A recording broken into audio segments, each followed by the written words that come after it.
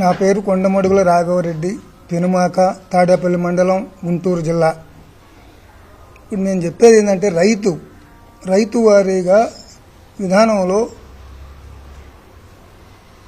మీకు విన్నవించుకునేది ఏంటంటే మీడియా వాళ్ళకి మమ్మల్ని మా దగ్గరకు వచ్చి మీరు ఎలా ఇన్ఫర్మేషన్ తీసుకుంటున్నారో అదే ప్రకారంగా అధికారులు సిఆర్డిఏ కమిషనర్ని కానీ సిఆర్డిఏ డిప్టీ కలెక్టర్ గారిని కానీ మీరు కూడా క్వశ్చనించే అథారిటీ మీకు ఉన్నది. కానీ మా తరపున మీరు వాళ్ళని అడగాల్సింది ఏందయ్యా అంటే, సార్ మీరు రైతుల యొక్క విధానాల్లో మీరు వెళ్తున్నారు, రైతులు పొలాలు ఇవ్వలేదు, మీరు నోటీసులు పంపిస్తున్నారు, గ్రామ సభ అని పంపిస్తున్నారు. ఇది రైతులకా, ప్రత్యేకించి రైతులకా, ఇవ్వని రైతులకా, ఇచ్చిన రైతులకా, లేదు గ్రామంలో సమస్యలకా అనేది ఒక క్లారిటీ లేదు వాళ్ళకి. మీరు జిల్లా కలెక్టర్ని కూడా మీరు ఈ క్వశ్చన్ అడగొచ్చు. ఎందుకంటే మీరు పబ్లిక్, మీకు ఎవరు భయపడడానికి పని లేదు, వాళ్ళు చెప్పాల్సిన విధానం ఉన్నది కనుక మా తరపున, రైతుల తరపున ఈ విషయం అడగాలి. ఇంకొకటి, కలెక్టర్ గారు నోటీసు పంపించారు రైతులకి. కలెక్టర్ గారు నోటీసులు పంపించే విధానంలో ఇక్కడ ఏ అధికారంతో కలెక్టర్ గారు పంపించాడంటే సిఆర్డిఏ తరపున అనేది పంపించారు. ఈ గ్రామాలు సిఆర్డీలో ఉన్నప్పుడు పొలాలు ఇవ్వకపోతే కలెక్టర్ దగ్గరకు ఈ రైతులు పోవటం ఏంటి? కలెక్టర్ సిఆర్డీఏ ఆఫీస్కి వచ్చి ఇవ్వని రైతుల్ని నోటీసులు ఇచ్చి సిఆర్డీ ఆఫీస్కి వచ్చి మీరు అటెండ్ అవ్వండి, మేము వస్తున్నాము, మీ సమస్యలకి పరిష్కారం చూపుతాం అనేటువంటి అధికారులు ఎందుకు లేరు? ఎందుకు కలెక్టర్ గారు ఎందుకు చెప్పలేరు? ఏం కలెక్టర్ గారు జీతం తీసుకోవట్లేదా?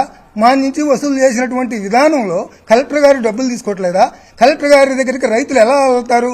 రైతుకి సమస్యలు పొలాల్లో ఉంటాయి, ఇళ్లలో ఉంటాయి. కలెక్టర్ గారికి ఏముంటుంది? ఉంటుంది, జిల్లా వ్యాప్తంగా ఉంటుంది. నోటీసు పంపించినప్పుడు ఇక్కడికి వచ్చి రైతుల సమస్యని ఒక గంట చెప్పే విధానం ఆయనకి ఉండదా? ఆ రైట్స్ ఆయనకి లేవా? లేదా పాలకులు ఆ రైట్స్ ఇవ్వలేదా వాళ్ళకి? అదైనా వచ్చి చెప్పొచ్చు కదా, మాకు అలా ఇవ్వలేదండి, మేమేదో వచ్చామని చెప్పాలి కదా. ఇంకొకటి, సిఆర్డిఏ కమిషనర్ డిప్టీ కలెక్టర్ గారు పెనుమాక గ్రామం నుంచి ఏం చెప్తారా అంటే, మీరు పొలాలు ఇవ్వండి అని అడుగుతారు. పొలాలు ఇస్తామండి, మరి ప్లాట్ ఎక్కడ ఇస్తారంటే ప్లాట్ ఇచ్చేది ఎక్కడ చెప్పరు, కాగితాల మీద ఇస్తారు. కాగితాల మీద ఇస్తే ఏం చేయాలా? మళ్ళీ దాంట్లో ఏమని ఉంది? రైతు పూలింగ్ ఇచ్చిన దాంట్లో అవసరం అయితే ఈ ఇచ్చిన భూమి కూడా గవర్నమెంటే తీసుకుంటుంది అని ఉంది. అంటే ఆ ఇచ్చిన రైతుకి గవర్నమెంట్ దానాధర్మం ఇస్తే ఇచ్చింది, లేకపోతే లేదు. అంటే అప్పుడు ఏంటి? 70 ఎకరం ఇస్తే 70 సెంట్ వాళ్ళు తీసుకొని ఈ 30 ఇంటూ కూడా ఇవ్వకుండా దీనికి ఎక్యువేషన్కి డబ్బులు ఇస్తారా? చెప్పాలి కదా. అది కూడా మేమే తీసుకుంటాం అన్నప్పుడు ఆ పొందుపరిచిన దాంట్లో ఇది కూడా పొందుపరచాలి కదా. పొందుపరచలా. అది అడిగితే డిప్యూటీ కలెక్టర్ గారిని నాకేం తెలియదు అంటాడు. పొలం ఇస్తే తీసుకుంటాము అని అంటాడు. పొలం ఇస్తే తీసుకునే విధానంలో నువ్వు కమిషనర్ దగ్గర నుంచి ఏమండి మనం రైతులు ఇలా అడుగుతున్నారు, నేను అడిగా డిప్యూటీ కలెక్టర్ గారిని, నాకేం తెలియదు అన్నాడు. కమిషనర్ గారిని కనుక్కోమన్నా.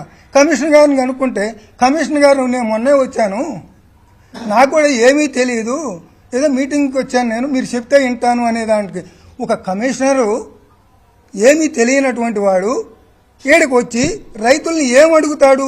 ఏం చెప్తే వింటాడు? కమిషనర్ ఏమో ఇక్కడ సిఆర్టీఏ, కలెక్టర్ ఏమో గుంటూరు, కలెక్టర్ ఏమో నోటీస్ ఇస్తాడు. అసలు ఇది సిఆర్డీఏనా? డిప్యూటీ కలెక్టరా? పాలకులా? అసలు ఎవరు దీనికి సంజాయితీ? రైతుల దగ్గరికి, యువన రైతుల దగ్గరికి వచ్చే మాట్లాడాల్సిన అవసరం ఎవరికి ఉన్నది? ఎవరికి లేదు. ఎవరికి వాళ్ళు ఊరిక అధికారపూర్వకంగా ఏదో సంతకాలు పెట్టి పంపిస్తున్నారు. ఆ రైతులు ఏం చేయాలా? ఎవరినో ఆశించుతారు, వాళ్ళు వచ్చి ఏదో చెప్పుకుంటారనుకో, వాళ్ళు చెప్పినా చేసేది ఏమీ లేదు.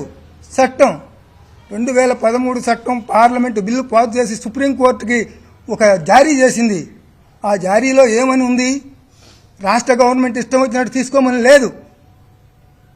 కేంద్ర గవర్నమెంట్కి 7కి పర్మిషన్ ఉంది. ఎందుకు? అది నేషనల్ విధానంలో వాటికి 7కి ఉంది. వాటికి రైతులు ఎవరు అడ్డుపడలా. ఇప్పటికీ అడ్డుపడినా వాళ్ళు వేసుకుంటూ పోయారు, కోర్టుకు పోయారు, వాళ్ళు ఏదో డబ్బులు ఇచ్చారు, వీళ్ళు ఎవరో తీసుకున్నారు. అంతవరకు రైతులకు తెలుసు. రైతులకు ఏమీ తెలియదు అనుకోవటం అది ఒక పద్ధతి కాదు. అధికారులు ఏదో మేము చదువుకున్నాము, మేమేదో చేస్తున్నాము, అంతా మాకే తెలుసు అని అనుకోవటం కూడా అది అసంభవం. ఇవాళ ప్రతి ఒక్క రైతు వాళ్ళ కొడుకులను చదివించుకుంటున్నారు. ఆ చదివించుకున్న దాంట్లో వాళ్ళ యొక్క జ్ఞానాన్ని ఈ తల్లిదండ్రులకు ఉపయోగిస్తున్నారు. కానీ ఏదో వాళ్ళు చెప్పినట్టు ఈయన భయపడే విధానం కాదు ఇది. కనుక కలెక్టర్ గారు కానీ ఎందుకు అప్పుడు నోటీసులు ఇచ్చి కోర్టుకు రైతులు పోయిన తర్వాత స్టే వచ్చిన తర్వాత కొన్నాళ్ళ స్టే జరిగిన తర్వాత ఇప్పుడు ఆ కేసు ఎందుకు వెనక్కి తీసుకున్నారో సమాధానం చెప్పలా. ఎందుకు చెప్పలేదు, ఎందుకు చెప్పకూడదు? దీనికి ఎవరు? సిఐడి కమిషనరా, కలెక్టరా? వీళ్ళిద్దరిలో ఎవరు? కోర్టుకు పోయిన దాంట్లో వాళ్ళు హాజరయ్యేది ఎవరు? ఆ హాజరైన దాంట్లో కోర్టులో నుంచి వెనక్కి తీసుకున్నది ఎవరు అనేది రైతులకు చెప్పాల్సిన అవసరం ఉన్నది. మీడియా పూర్వకంగా చెప్పాలి. మీ మీడియా వాళ్ళు అడగగలరా? అడగాల్సిన అవసరం ఉన్నది. మేము అడుగుతున్నాం కనుక. ఎందుకంటే ఇది ప్రపంచవ్యాప్తంగా కనపడేది.